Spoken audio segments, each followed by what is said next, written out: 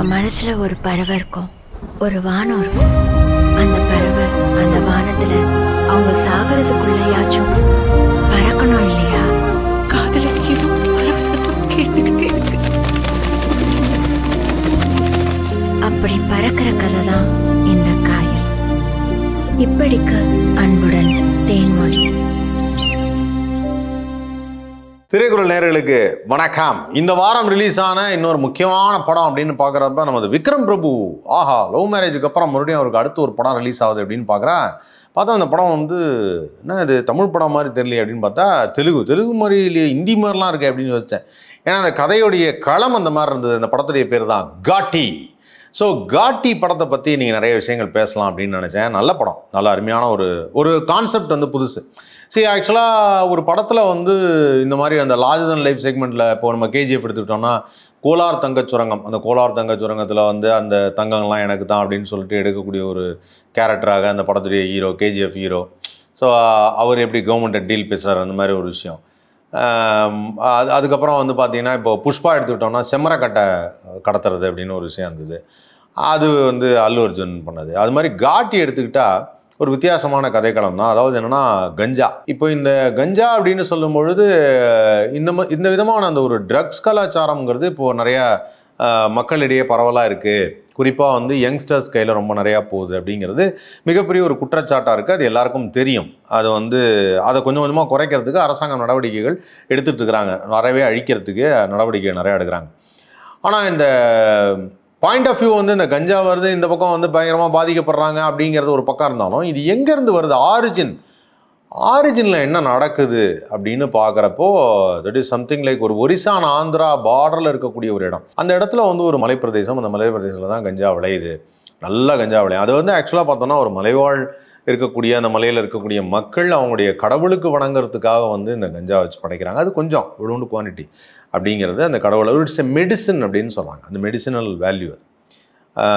And இதை வந்து அதிகமாக விளைவிச்சா அது வந்து ஒரு போதை தருது அப்படிங்கிறதுனால வேர்ல்டு ஃபுல்லாக அதை எக்ஸ்போர்ட் பண்ணுறாங்க அப்படின்னு சொல்லிட்டு இந்த கஞ்சா என்னென்னலாம் இருக்குது. ராஜகம்சான ஒரு வெரைட்டி இருக்குது, ஷீலாவதின்னு ஒரு வெரைட்டி இருக்குது. அந்த ஷீலாவதி தான் இருக்குல்லே டாப் மோஸ்ட் வெரைட்டி.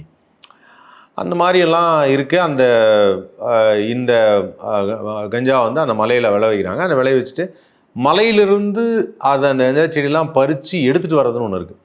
எடுத்துகிட்டு வந்து ஒரு இடத்துல ஒரு கண்டெய்னரில் போய் தரணும். அப்புறம் அந்த கண்டெய்னர்லேருந்து டிஸ்ட்ரிபியூட் ஆகுது, கப்பலுக்கு போகுது, அப்புறம் வேறு நாடுகளுக்கு போகுது அப்படிங்கிற மாதிரி சில விஷயம் சொல்லியிருந்தாங்க. அப்போது இந்த மலையிலேருந்து எடுத்துகிட்டு வர்றவங்களுக்கு பேர் தான் அந்த மக்கள் பின்னாடி சுமந்துக்கிட்டு வராங்க. பைக்கில் அதெல்லாம் மாதிரி சின்ன சின்ன ரோட்லலாம் பூந்து வராங்க. அந்த மாதிரி இருக்கிற மக்களுக்கு பேர் தான் காட்டி. உயிரை பணைய வச்சு செய்கிற சில விஷயங்கள். ஏன்னா ஒரு மலையிலேருந்து தெரிஞ்சு எடுத்துகிட்டு வர முடியாது. வாங்க நாங்கள்லாம் கஞ்சா எடுத்துகிட்டு போகிறோம், அப்படி எடுத்துகிட்டு போக முடியாது. குறுக்கோழிலாம் வந்தோம். குறுக்கோழியில் வரும்போது தன்னுடைய உயிரை பணையன்னா சில பெரிய பள்ளத்தாக்குகள் இருக்குது. அந்த இடத்துல வந்து அவங்க எவ்வளோ கஷ்டப்படுறாங்க அப்படிங்கிறத ரொம்ப அழகாக காமிச்சது. அந்த படத்தில் நோன் கேரக்டர்ஸ் அப்படின்னு பார்க்கும்போது இந்த படத்துடைய கதாநாயகன் விக்ரம் பிரபு, கதாநாயகி அனுஷ்கா ஷெட்டி அண்ட் ஜான் விஜய் நமக்கு தெரிஞ்ச கதாபாத்திரம் ஒரு போலீஸ் ஆஃபீஸராக நடிச்சிருக்காரு. ஒரு சீஃப் ஆஃபீஸராக வந்து ஜெகபதி பாபு நடிச்சிருக்காரு. மற்றவங்கெல்லாம் புதுசு தான். மற்றவங்க எல்லாருமே புதுசு தான். ஸோ புதுசு தானே நமக்கு தெரிஞ்சவங்க இல்லை, எல்லாம் வெவ்வேறு artist, maybe not familiar Tamil people. So இப்போது இந்த படத்தில் வந்து ஜெகபதி பாபு பாதி பேர் தெரியலன்னா சொல்லிடுறேன், பைரவான ஒரு படத்தில் அவர் தான் வில்லன், விஜய் படத்தில் வில்லனாக வருவார். ஸோ இந்த படத்தில் கதை அப்படின்னு பார்க்கும்போது இப்போது இவங்க காட்டில் இருந்து மக்கள் பறித்து கொண்டு வரது, இதை டிரான்ஸ்போர்ட் பண்ணுறது ஒரு பெரிய பிஸ்னஸாக 2 பேர் பண்ணிகிட்டு இருக்காங்க. பெரிய லேண்ட்லார்ட்ஸ் மாதிரி ஒருத்தர். அவர் வந்து அந்த ஷீலாவதிங்கிற வெரைட்டி நான் தான் பண்ணணும், நான் தான் பிஸ்னஸ் பண்ணணும், ஒரு மொனோபாலியா, அதுக்கு ஒரு சிண்டிகேட் அமைச்சு. சிண்டிகேட் அப்படின்னா என்னென்னா இந்த மாதிரி தொழில் செய்கிறவங்களாம் ஒன்று சேர்றது, அந்த ஒன்று சேர்ந்து பண்ணக்கூடிய அதுதான் அந்த அமைப்புக்கு பேர் தான் சிண்டிகேட். ஸோ அப்படிப்பட்ட ஒரு சிண்டிகேட்டாக ஃபாலோ பண்ணி அவங்க எல்லாரும் அந்த பிஸ்னஸ் பண்ணுறாங்க. அது ஒரு பெரிய ரேஞ்சில் இருக்குது. அதுக்கு ஒரு பொலிட்டிக்கல் பர்சன் சப்போர்ட் பண்ணுறாரு. இந்த மாதிரி ஒரு கதை ஒன்று பண்ணியிருக்காங்க. இந்த கதையில் வந்து விக்ரம் பிரபுன்னு அனுஷ்கா ரொம்ப ரொம்ப ரொம்ப சூப்பராக நடிச்சிருக்கிறாங்க. விக்ரம் பிரபு வந்து சீரியஸாக வந்து ஒரு கேரக்டருக்கு என்ன வேணும் அது ரொம்ப நல்லா எடுத்து அழகாக பண்ணுறாரு. ரொம்ப அதிகமாக ரியாக்ட் பண்ணி அது மாதிரி ரொம்ப ஒரு ஜென்டலாக ஒரு யதார்த்தமான மனிதராக இருக்கார். ஏன்னா மனிதர்கள் அப்படி தான் இருப்பாங்க. இப்போது நம்ம சினிமாவில் பார்க்குற மாதிரி இல்லை, எனக்கு கோவம் வந்துருச்சு அப்படின்னு இப்படிலாம் யாரும் பார்க்க மாட்டாங்க. வச்சு உங்கூட வச்சுட்டு கம்முன்னு பார்த்துன்னு இருப்பாங்க. இது இயல்பான ஒரு லைஃப்பில் அந்த இயல்பாக இருக்கிற கேரக்டராக வந்து விக்ரம் பிரபு ரொம்ப சூப்பராக பண்ணியிருக்காரு. ஸோ அவரும் அதே அந்த காட்டி இன மக்களை சேர்ந்தவர். அவர் வந்து ஆக்சுவலாக இந்த மாதிரி தூக்கிட்டு போகிறப்போ ஒரு தடவை வந்து அவங்க அப்பா இறந்து போயிடுறாரு. அவங்க அப்பா இறந்து போனோன்னா அவங்க அம்மா சத்தியம் வாங்கிறாங்க, இனிமேல் கஞ்சாவை கையால் தொடமாட்டேன்னு சொல்லு, கடவுளுக்கு வணங்குறதுக்காக பண்ணுவான், அதே நீ பிஸ்னஸாக பண்ணோன்னா. அப்புறம் அம்மாட்ட ப்ராமிஸ் பண்ணிடுறாரு. அதுக்கப்புறம் பார்த்தா ஒரு பர்டிகுலர் டைமில் வந்து மறுபடியும் அந்த மற்ற காட்டிகள்லாம் நிறைய பிரச்சனைக்கு உண்டாகிறாங்க. யாரும் குழந்தைங்கள்லாம் படிக்க போகிறதில்ல. அவங்க வம்சா வழியாக வந்து இந்த மாதிரி பறித்து கொண்டே பண்ணுறதே தான் வேலையாக பார்க்குறாங்க. இது வந்து ஒரிசா பார்டர்லையும் ஆந்திரா பார்டர்லையும் நடக்குது. உண்மையிலேயே வந்து அது ரொம்ப கஷ்டமான ஒரு விஷயம். ஒரு இன மக்கள், ஒரு குறிப்பிட்ட சில மக்கள், ஒரு மனிதனாக பிறந்த ஒவ்வொருவருக்கும் வந்து எல்லா வகையும் கிடைக்கணும். அவங்களுக்கு ஒரு பாயிண்டில் வந்து ஒரு டெசிஷன் வரணும். நமக்கு நல்ல கல்வி கிடைச்சிருக்கு, நமக்கு சுதந்திரம் இருக்குது, நல்ல சாப்பாடு இருக்குது, நாம் இப்போ என்ன செய்யலாங்கிறத அவங்க யோசிக்கணும். ஆனால் அவங்க இதைத்தான் செய்யணும் அப்படின்னு சொல்லிட்டு ஒரு விஷயத்தை உருவாக்கி இருக்கிறாங்க. சில இடத்துல மக்கள் வந்து அப்படி இருக்கிறாங்க. அதுக்கு ஒன்றும் பண்ண முடியல. அது வந்து அதை தான் எடுத்து இந்த படத்தில் வந்து ஒரு கான்செப்டாக பேசியிருக்காங்க. It is very very new. எனக்கு தெரிஞ்சு நியூ, நான் பார்த்த வரைக்கும். கமெண்ட் செக்ஷனில் யாராவது இல்லை சார் இதே மாதிரி ஒரு வெப் சீரிஸ் வந்தது, இதே மாதிரி அது வந்தது அப்படின்னா சொல்லுங்கள், தப்பு இல்லை. அண்ட் இந்த கதைக்களத்தை பொறுத்த வரைக்கும் வந்து இந்த மாதிரி இருக்கக்கூடிய மக்கள், அதுக்கு வந்து ஒரு சிண்டிகேட்டில் இருக்க ஒருத்தர், அவர் வந்து விக்ரம் பிரபு வந்து ஃபஸ்ட்டு பண்ண மாட்டேன்னு அம்மாட்ட சத்தியம் பண்ணாலும் ஒரு பர்டிகுலர் டைமில் அனுஷ்கா சொல்கிறாங்க, இந்த குழந்தைங்களை படிக்க வைக்கிறதுக்காக நம்ம ஸ்கூல் கட்டணும்னா நம்ம ஏதாவது ஒன்று செஞ்சு தான் ஆகணும் அப்படின்னப்போ விக்ரம் பிரபு கொஞ்சம் படித்தவர். அவர் படித்தவர் என்ன பண்ணுறாருன்னா, இந்த ஷீலாவதிங்கிற கஞ்சாவை எடுத்து லிக்விட் ஃபார்மேட் பண்ணுறாரு. லிக்விட் ஃபார்மேட் பண்ணி அதை இது பண்ணுறப்போ கோடிக்கணக்கில் சம்பாதிக்கிறார். அந்த கோடிக்கணக்கில் சம்பாதிக்கும் போது அது என்ன ஆயிடுச்சு அப்படின்னா, ஒரு ஸ்கூல் கட்டுறதுக்கு 1 கோடி ரூபா ஆகும் அப்படின்னா நாங்கள் இது அந்த என்ன லஞ்சம் கொடுக்கறதுக்கு வந்து 20 கோடி ரூபா கொடுக்க வேண்டியது இருக்குது, எங்கள் மக்கள் படிக்கிறதுக்கு கிளினிக் வேணும் அதெல்லாம் சொன்னால் அதுக்கு காசு கொடுக்க வேண்டியதாக இருக்குன்னு அதெல்லாத்தையும் செய்கிறார். இப்படி செய்கிறத அந்த சிண்டிகேட் பார்த்துட்றாங்க. சிண்டிகேட் பார்த்து வழக்கம் போல் வில்லன் வந்து பயங்கரமாக எதிர்ப்பு தெரிவித்து சண்டை போட்டு அந்த ஃபேக்ட்ரி அடித்து ஒட்டச்சு. விக்ரம் பிரபு வந்து அதில் அனுஷ்கா வந்து அந்த சிண்டிகேட்டில் ஒருத்தனை அவமானப்படுத்திடுறாங்க. அதுக்கப்புறம் விக்ரம் பிரபு வந்து அவரை மறுபடியும் வந்து போய் நீங்கள் பார்ட்னராக சேர்ந்தா சேருங்க, நாங்கள் இதெல்லாம் மாற்றிக்க முடியாது, ஏன் காட்டினா காட்டியாக தான் இருக்கணுமா, ஸோ நாங்கள் தொழிலானா தொழிலாக தான் இருக்கணும், நாங்கள் முதலாளி ஆகக்கூடாதா அப்படின்னு ஒரு கேள்வி எழுப்புறாங்க. அந்த கேள்வி எழுப்புறது தான் பிரச்சனையாக வருது. வழக்கம் போல் சிண்டிகேட்டுக்கும் இவங்களுக்கும் ப்ராப்ளம் வருது. சிண்டிகேட்டுக்கு ப்ராப்ளம் வந்தோடனே விக்ரம் பிரபுவுக்கும் அனுஷ்காவுக்கும் அநியாயம் நடக்குது. அநியாயம் நடக்கும்போது அதை எப்படி அனுஷ்கா எதிர்க்கிறாங்க, ஒரு towards end of the film வரைக்கும் யார் ஜெயிக்கிறா என்ன பண்ணுறா அப்படிங்கிறது இந்த படத்துடைய கதையை எடுத்துட்டாங்க. இந்த படத்துடைய மேக்கிங் ரொம்ப அழகாக இருந்தது. இந்த படத்துடைய கேமரா நல்லா இருந்தது. அண்ட் இந்த படத்தோட லொக்கேஷன்ஸ் ஒரிசாவில், அதுக்கப்புறம் இந்த இதில் ஒரிசா பார்டரில், ஆந்திராவில், இந்த மாதிரியான இடங்கள். பொதுவாக வந்து காடுகள் காமிக்கும் போதே வந்து திரைப்படங்கள் அழகாகிடுதுன்னு வச்சுக்கோங்களேன், அந்த கேமராலாம் பார்க்குறப்போ. ஸோ அது ரொம்ப அழகாக இருக்குது பார்க்குறதுக்கு, நமக்கு ரொம்ப கண்ணு குடிச்சு. நம்ம எப்போ பார் கண்ணை திறந்தா அண்ணா நல்ல டிராஃபிக்கு, டி நகரில் டிராஃபிக்கு, ஒரே காரு பஸ்ஸு அப்படியே அடிச்சுக்கிட்டே இருக்குன்னா அப்படியே காடுகள் அப்படி பார்க்கும்போது ஒரு திருப்தி கிடைக்குது. அதை இப்போ திரைப்படங்கள் நிறைய எடுக்கும்போது இல்லை, அந்த காடு இயற்கை இதெல்லாம் எடுக்கிறப்போ நம்மளுடைய மனசு ப்ளசன்ட் ஆகுது. ஸோ அந்த மாதிரி வந்து இந்த காட்டி படத்தில் வந்து ஆக்சுவலாக ரொம்ப அழகாக பண்ணியிருக்கிறாங்க. அதை அவங்களுடைய மக்களுடைய வாழ்க்கை எப்படி இருக்கும், அவங்க எப்படி வணங்குறாங்க, அவங்க எவ்வளோ அந்த மக்களுக்கு என்ன தேவை அப்படிங்கிறதெல்லாம் இந்த படத்தில் வந்து கான்சன்ட்ரேட் பண்ணி கதையில் ரொம்ப அழகாக சொல்லியிருக்கிறாங்க. அண்ட் ஒரு பாயிண்ட் வந்து விக்ரம் பிரபு வந்து ரொம்ப அழகாக சொல்லுவார் செகண்ட் ஹாஃபில். ஆக்சுவலாக என்ன சொல்லுவார்னா,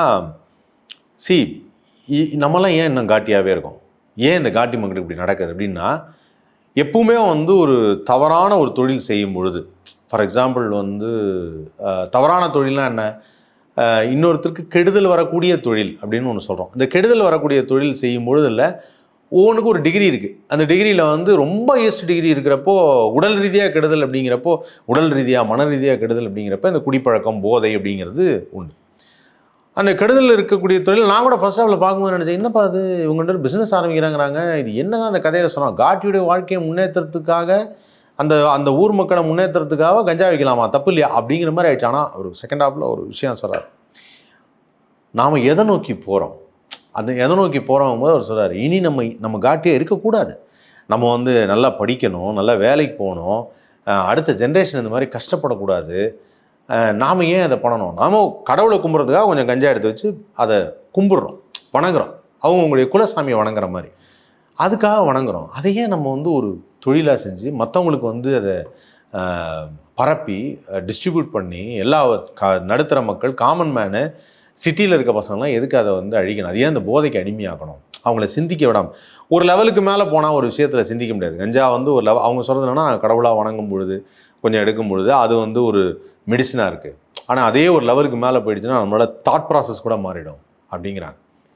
அப்போது அந்த விஷயத்தை அவங்க பண்ணும்போது அவர் சொல்லுவார், இதெல்லாம் வந்து இந்த இடம் போய் சேருதில்ல, அந்த கண்டெய்னரில் போய் சிட்டிக்கு வந்து பாம்பேயில் விற்கிது, ஹைதராபாத்தில் விற்கிது, சென்னையில் விற்கிது, இதில் மதுரையில் விற்கிது, கோயம்புத்தூரில் விற்கிதுன்னு இப்படி எல்லா ஊருக்கும் டிஸ்ட்ரிபியூட் ஆகுதுல்ல. அப்படி டிஸ்ட்ரிபியூட் ஆகும்போது அதை எடுத்துக்கக்கூடிய காமன் பீப்புள், சின்ன பசங்க அதை எடுத்துக்கிட்டு அவங்க ரியாக்ட் பண்ணுறது, அவங்க அம்மாட்ட சண்டை போடுறது, அப்பாட்ட சண்டை போடுறது, அக்காட்ட சண்டை போடுறது, ஒரு ரொம்ப சொல்லப்போனால் அந்த ட்ரக்ஸுனால அடிமையாகி நிறைய பசங்க, சின்ன பசங்கள்லாம் நான் நிறைய அந்த ட்ரைவ் பண்ணிட்டு வரும்போது பார்ப்பேன். சின்ன பசங்கள்லாம் வந்து திடீர்னு கண்ணீர் அஞ்சலின்னு போட்டிருப்பாங்க. எனக்கு ரொம்ப கஷ்டமாக இருக்கும்.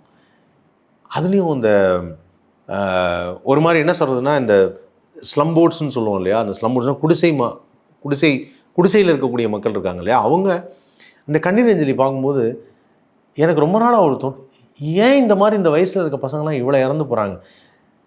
பங்களாலேயோ சிட்டிலையோ இருக்கிற பசங்களோ ஒரு மிடில் கிளாஸ் ஃபேமிலியில் இருக்கவங்களோ அந்த மாதிரி எதுவும் ஆகிறது இல்லை. ஏன் அந்த பசங்க இறந்து போகிறாங்க? ஒருவேளை இதெல்லாம் எடுக்கிறாங்களோ, எடுத்துகிட்டு வண்டி ஓட்டுறாங்களோ, அதனால் ஆக்சிடென்ட் ஆகுதோ அப்படிங்கிறது எனக்கு உள்ளுக்குள்ளே ஒரு படபடப்பு இருந்துகிட்டே இருக்கும். அப்போ அந்த மாதிரி இருக்கும்பொழுது இல்லை, அந்த பசங்களுடைய அம்மா, அவங்களுடைய பேரண்ட்ஸ், அவங்களுடைய வாழ்க்கை, அவங்க விட்ட சாபம், அது கரெக்டாக சொல்லுவார் விக்ரம் பிரபு. அவங்களுடைய சாபம் நம்மளை இன்ன வரைக்கும் காட்டியாகவே வச்சுருக்கு. நம்ம வாழ்க்கையில் முன்னேறவே முடியல. நம்ம என்றைக்காவது சந்தோஷமாக இருந்திருக்குமான்னு. இவ்வளோ தூரம் வேலை செய்கிறோம், மழையெல்லாம் கடந்து போகிறோம், காசு சம்பாதிக்கிறோம், ஓகே, சந்தோஷமாக நிம்மதியாக இருந்திருக்குமா? இல்லை, அதே ஸ்டேஜில் தான் இருக்கும். சர்வைவல், சாப்பாட்டுக்காக வேலை செய்கிறோம், ஒரு குறிப்பிட்ட தொகை கொடுத்தோன்னா சாப்பாட்டுக்காக வேலை செய்கிறோம். இதை வந்து பயன்படுத்திக்கிறாங்க. இதை நம்ம மாறணும் அப்படின்னு சொல்லிட்டு இந்த எண்ட் ஆஃப் த ஃபிலிம் வந்து இனி காட்டி வேலை செய்யக்கூடாது, கஞ்சா காடை எரிக்கணும் அப்படின்னு சொல்லிட்டு அந்த காடை எரிக்கிறது அப்படிங்கிறத ஒரு படமாக பண்ணியிருக்காங்க. வண்டர்ஃபுல் ஃபிலிம் மேக்கிங் அண்ட் ரொம்ப புதிய ஒரு கான்செப்டு. உண்மையிலே it's a very revolutionary subject. இந்த படத்தை டைரக்ட் பண்ண கிரிஷ் ஜகர்லமுடி, அவருக்கு வந்து வாழ்த்துக்கள். ரொம்ப அருமையான ஒரு கான்செப்டை படமாக எடுத்திருக்காரு. அனுஷ்கா செட்டி சூப்பர்பாக நடிச்சிருக்காங்க. Very nice actress Anushka Shetty.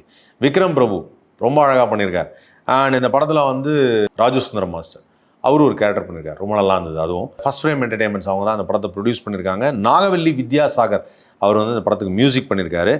And இந்த படத்தில் ஜெகபதி பாபு வந்து ஒரு முக்கியமான போலீஸ். ஜான் விஜய் வழக்கம் போல் அந்த ஒரு ஏய் பகா அப்படிங்கிற மாதிரி ஒரு கேரக்டர், அந்த கேரக்டரு அது வந்தாலே ரிஜிஸ்டர் ஆகிடும்னு வச்சுங்களேன். ஜான் விஜய் அந்த மாதிரி ஒரு கேரக்டர் பண்ணியிருக்காரு.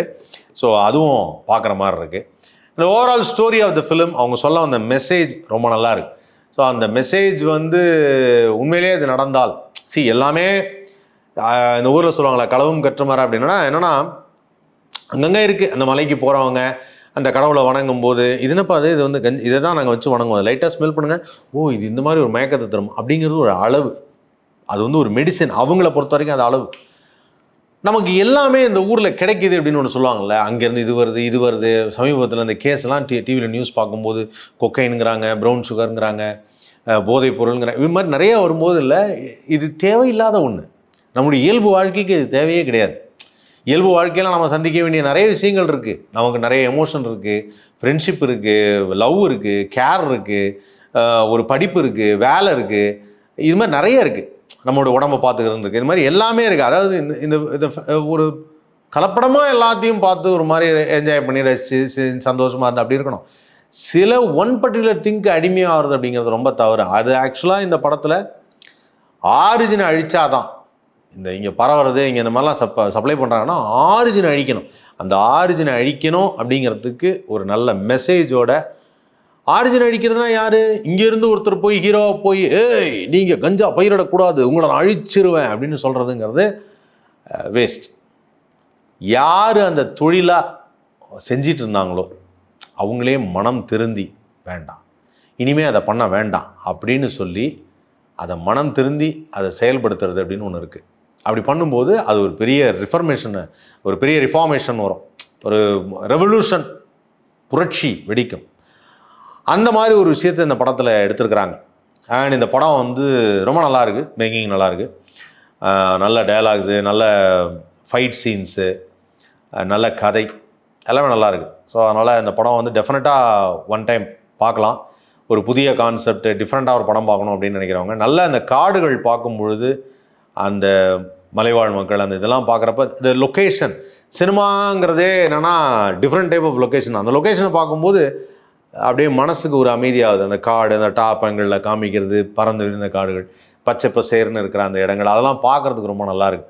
அதனால் வந்து டெஃபினட்டாக காட்டி படமும் வந்து நீங்கள் டைம் கிடைச்சா போய் பாருங்கள், மிஸ் பண்ணாமல் பாருங்கள். இதே மாதிரி ஒரு சில திரைப்படங்களை பற்றியும் நான் நிறையா பேச போகிறேன். தொடர்ந்து பாருங்கள். திரைக்குறள் லைக் பண்ணுங்கள், ஷேர் பண்ணுங்கள், சப்ஸ்கிரைப் பண்ணுங்கள்.